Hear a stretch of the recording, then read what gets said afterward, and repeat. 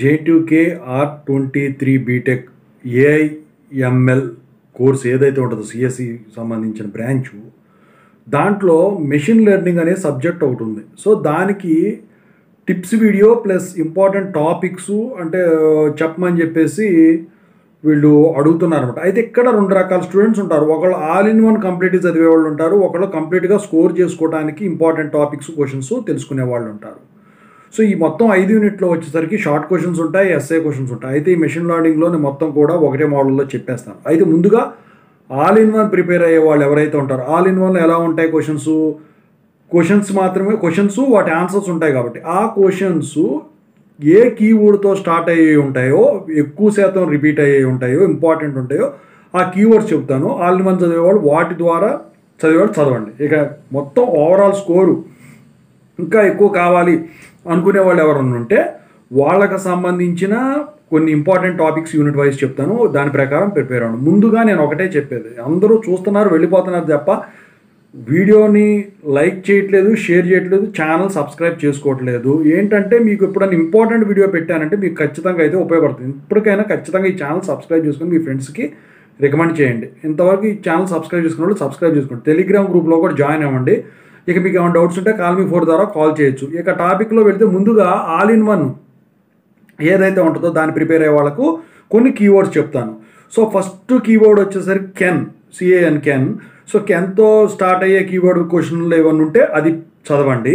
ఇక సెకండ్ వచ్చేసరికి very very important వాట్తో start అయ్యే కీవర్డ్తో స్టార్ట్ అయ్యే క్వశ్చన్లు ఏమన్నా ఉంటే అవి ప్రిపేర్ అవ్వండి, ఎక్కువ శాతం ఇస్తారు. ఇక థర్డ్ వచ్చేసరికి ఏంటంటే రైట్తో స్టార్ట్ అయ్యే దాని మీద మెషిన్ లెర్నింగ్లో ఎక్కువ క్వశ్చన్స్ ఉంటాయండి. అంటే సబ్జెక్ట్స్కి ఈ కీవర్డ్స్ మారుతాయి. రైట్తో స్టార్ట్ అయ్యే దాని మీద ఎక్కువ సార్లు ఇస్తాడు, ఎక్కువ క్వశ్చన్లు ఇస్తాడు మొత్తం మీద కూడా. అది అల్గారిథం అవి కావచ్చు, ఏదైనా కావచ్చు.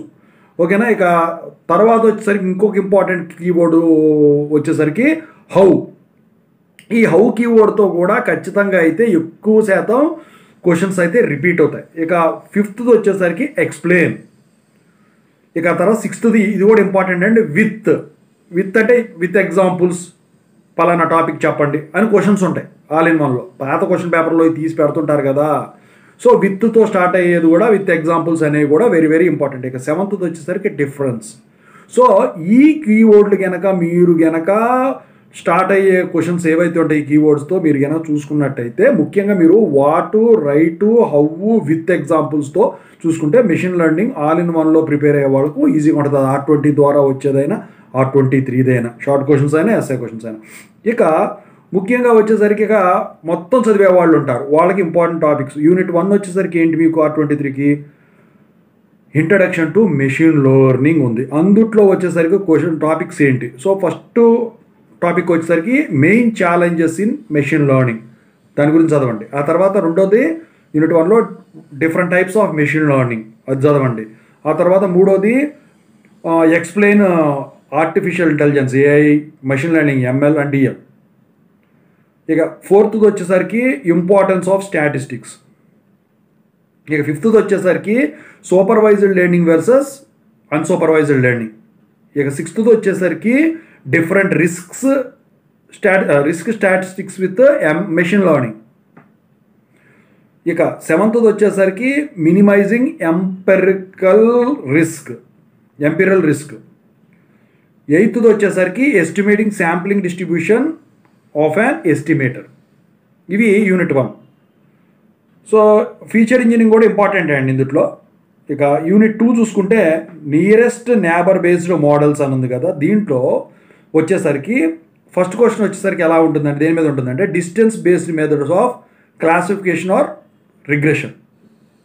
ఇక రెండోది వచ్చేసరికి ఎగ్జాంపుల్స్ ఆఫ్ KNN. ఓకేనా, అది కూడా ఇంపార్టెంటే రిగ్రెషన్లో. మూడోది వచ్చేసరికి ఎలా ఉంటుంది trade offs in statistical learning.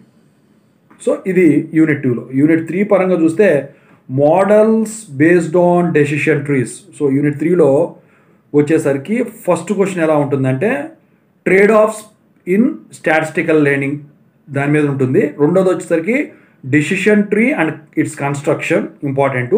థర్డ్ది వచ్చేసరికి problems for decision tree important. ఫోర్త్ది వచ్చేసరికి స్ప్లిట్టింగ్ ఆట్రిబ్యూట్ ఇంపార్టెంట్. సిక్స్త్ది వచ్చేసరికి random forest working very very important. సెవెంత్ది వచ్చేసరికి డిఫరెన్స్, వీటి డిఫరెన్స్ ర్యాండమ్ ఫారెస్ట్ గాను ఈ దీని ఏమంటారు డెసిషన్ ట్రీకి డిఫరెన్స్, అది ఇంపార్టెంట్.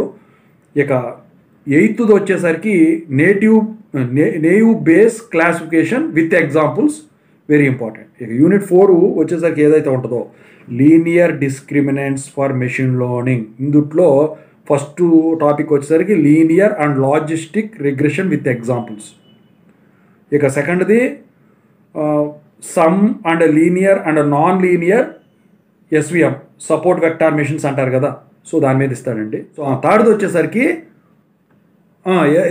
ఎస్విఎం మీద ఒకటి ఇంపార్టెంట్ అండి. ఆ తర్వాత వచ్చేసరికి ఫోర్త్ క్వశ్చన్ యూనిట్ 4లో వచ్చేసరికి native base classification versus support vector machines in text classification, important.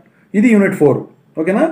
ఇక పర్సెప్ట్రాను ఏదైతే ఉంటుందో అది కూడా ఇంపార్టెంట్ అండి. ఇంకా అందుట్లో మల్టీలేయర్ పర్సెప్ట్రాన్ వర్సెస్ బ్యాక్ ప్రొపగేషన్ ఏదైతే ఉందో అది కూడా ఇంపార్టెంట్.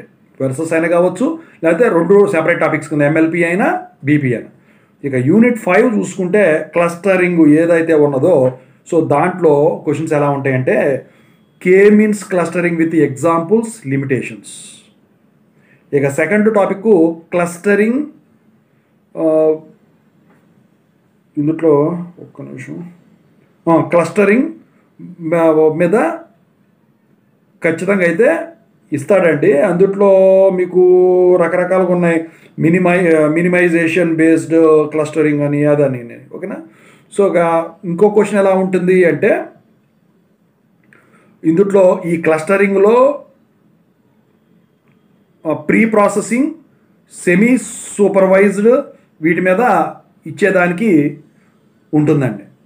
సో ఓవరాల్గా చూసుకుంటే ఇక మీకు ఈ మెషిన్ లెర్నింగ్లో R23 వాళ్ళకు షార్ట్ క్వశ్చన్స్ పరంగా అయినా ఎస్ఏ క్వశ్చన్స్ పరంగా అయినా ఇదే ఇంపార్టెంట్. మరి షార్ట్ క్వశ్చన్స్ ఎలా ఉంటాయి దీని మీద అంటే, షార్ట్ క్వశ్చన్స్లో కీవర్డ్స్ అయితే మారవు కానండి. మీకు ఇక్కడ వచ్చేసరికి అసలు what is the use of artificial intelligence, లేదా what are the limitations of artificial intelligence, limitations of machine learning, what is the difference, లేకపోతే draw the small algorithm, what are the different types of clustering, so అవన్నీ కూడా what are the different ways of constructing decision tree, problems associated with decision tree, why you use statistics, so ఇవన్నీ కూడా, లేకపోతే applications of SVM, applications of naive base, ఇవన్నీ అడుగుతారు.